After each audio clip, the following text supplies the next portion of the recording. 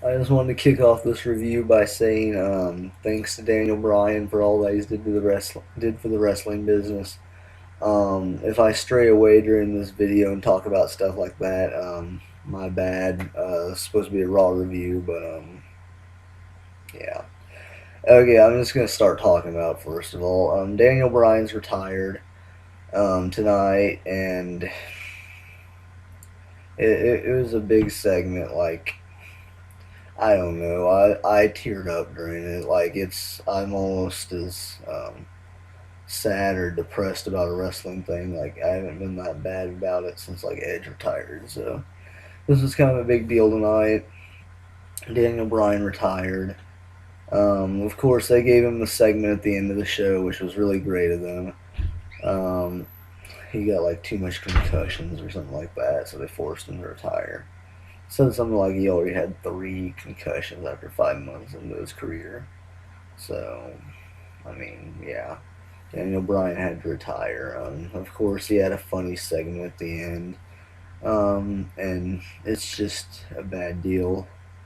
He had a lot left on his career. Like, it's ridiculous to see like someone get that over and in anything, to that matter, and like literally the whole freaking night, yes chants and like just he's like the only person on the planet that could ever get the whole freaking crowd to cheer for him. I don't think there's a person that doesn't like Daniel Bryan.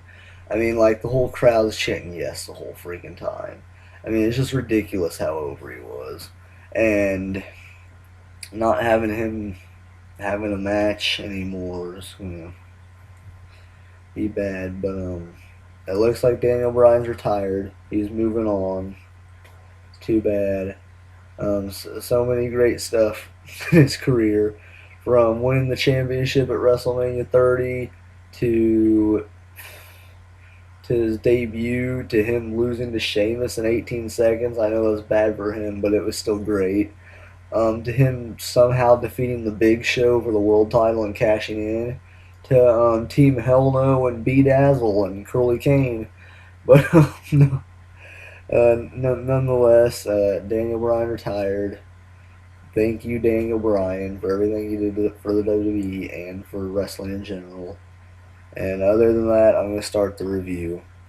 To kick off the show, we had a updated new intro for tonight's Raw.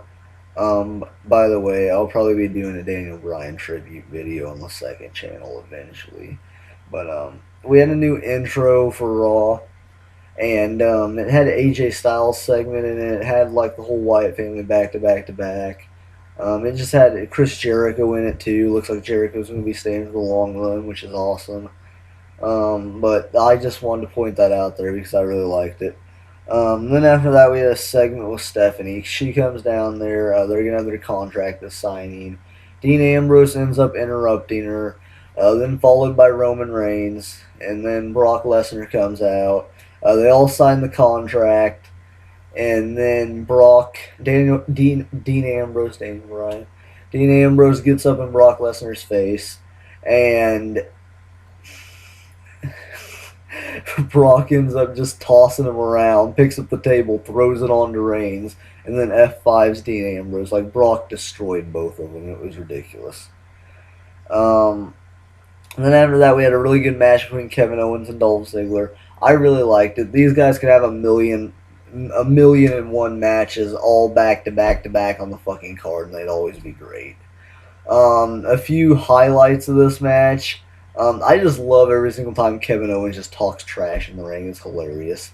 But Dolph Ziggler ended up hitting a famouser when Kevin Owens was laying like halfway off the apron on the outside, which was badass. They both barely made the 10 count. Then there was one point where Ziggler went for the jumping DDT, and Kevin Owens shoved him off into a super kick, which was really cool. And then Dolph Ziggler went for the body splash in the corner.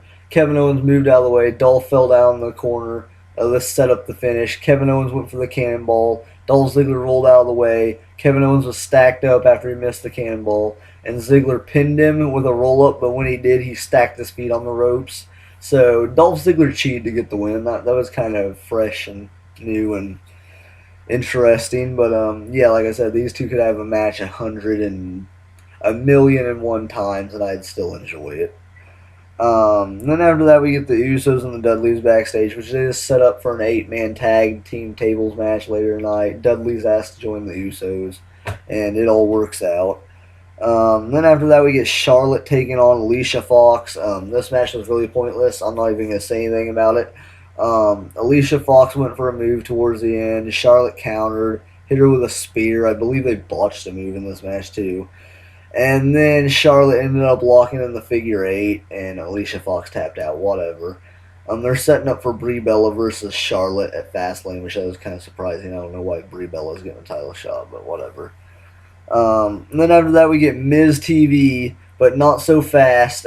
Chris Jericho comes out, cuts off the Miz, and he turns it into the highlight reel. He's got everything. The Jeritron's coming down from the sky. They're rolling the carpet off. They brought in the potted plant and the stool and everything, and it's turned into Raw as Jericho.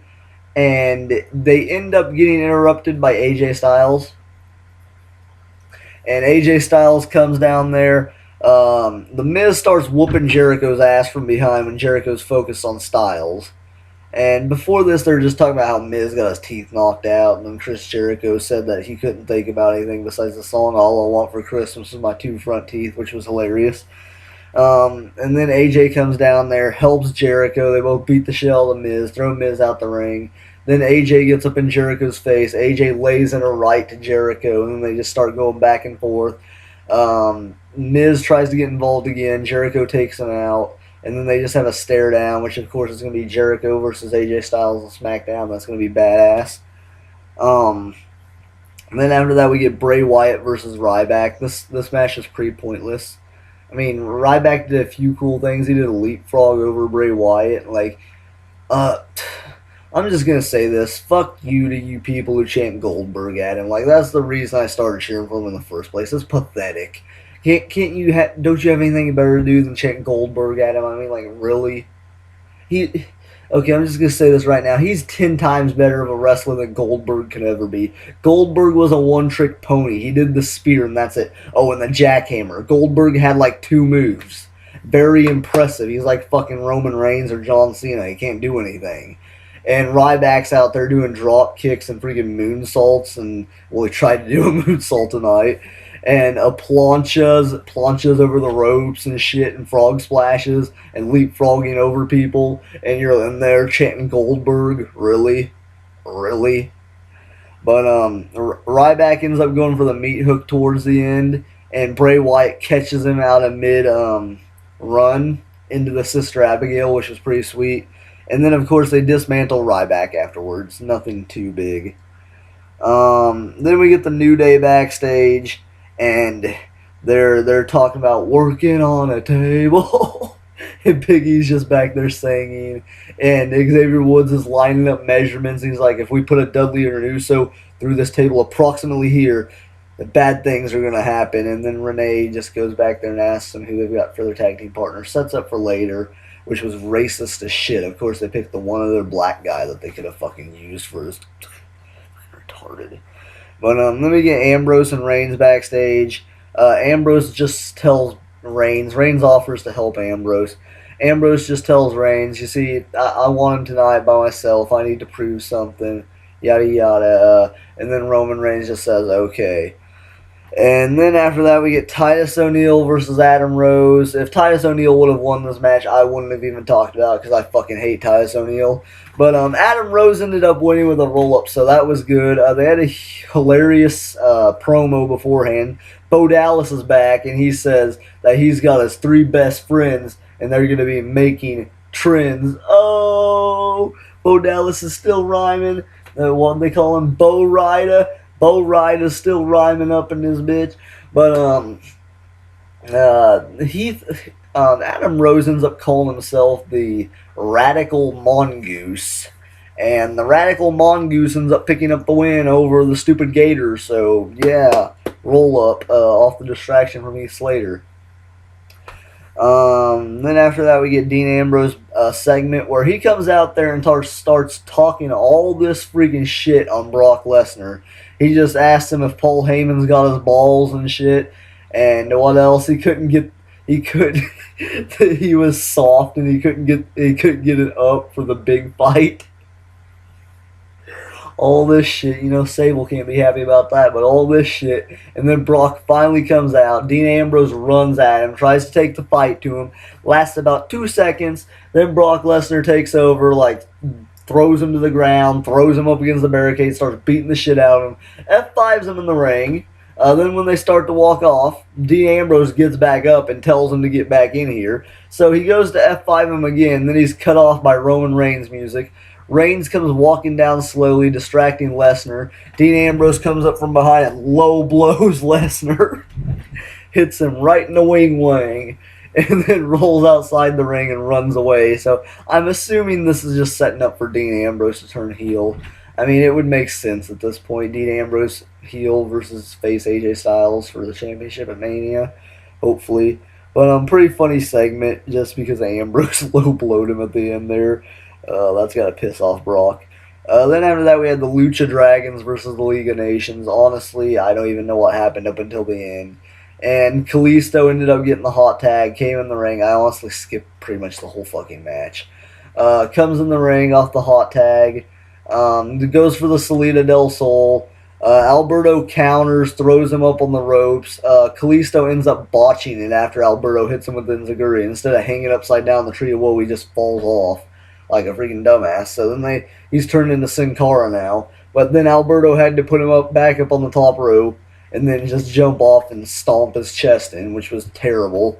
So moving on, we had an R-Truth and Goldust segment where Goldust is pretending to be Jimi Hendrix. Kind of funny. R-Truth's going to this memorial thing for Jimi Hendrix or something like that. And then Goldust has got this outfit on, and he ends up smashing the guitar on the sidewalk. And the security ends up coming and taking him out.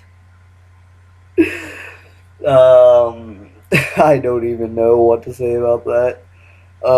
Then after that, we get Becky Lynch taking on Tamina. And this match was boring as shit.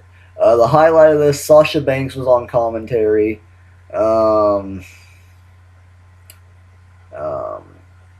What the fuck did Sasha do? Sasha Banks was on commentary. Naomi and her big ass ended up getting involved in the match, and then Sasha came over there and was talking shit to Tamina, and then Naomi attacked her, and then Becky Lynch went out there to help Sasha, and then when she went back in the ring, she got hit with a super kick, and Tamina actually pinned Becky Lynch. So, yeah. Then after that, we get the New Day backstage, racist as shit, because guess who their tag team partner is? The only other black guy in the freaking locker room, Mark Henry. Of course. Fuck you, Vince. Once again, fuck you, Vince. But this turned out to be pretty funny at the starting, I thought. But then it turned into crap, and yeah, New Day ended up getting beat by the Usos and the Dudleys. 3D through the table. Big E got put through the table. And then after that, when they're walking out, Mark Henry walked out on him because they were ordering Mark Henry telling him what to do during the match, and he got pissed and walked out. That's not what I do! But, then the Dudleys, after they win the match, end up turning heel on the Usos. They turn heel on the freaking Usos. And they attack the Usos. We've got injured Jey Uso. I actually felt bad for him there. They did a good job at that. I was actually cheering for the Usos at that point. I felt bad for him. But they had the injured Jey, and he ended up getting clotheslined, and they both ended up getting put through the tables. One with a 3D and one with the powerbomb out of the corner. Which, that really shocked me. I didn't expect the Dudleys to turn heel there, so WWE Creative did a good job on setting that up, because I did not expect that. But it makes sense. They're just screaming at him, do you know who we are? You can't have a tag team tables match without the Dudleys, which makes sense. I think they're setting up for the big triple threat, maybe tables match at WrestleMania or TLC, hopefully. But then after that, of course, like I said, was the Daniel Bryan retirement speech. And like I said, just